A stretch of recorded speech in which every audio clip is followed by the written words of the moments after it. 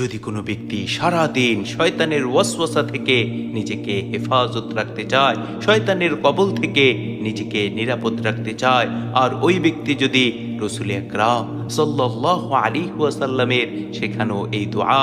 ঈমান ও ইখলাসের সাথে বেশি বেশি করে পাঠ করে, তাহলে ইনশাআল্লাহ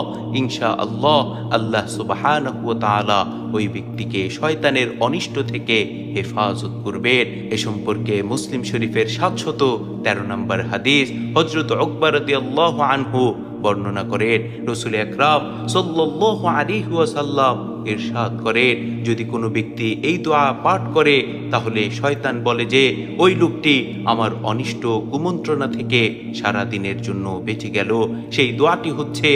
আউযু বিল্লাহিল আযীম ওয়া বিওয়াজহিহিল কারীম ওয়া সুলতানিহিল কদীম মিনাশ শাইতানির রাজীম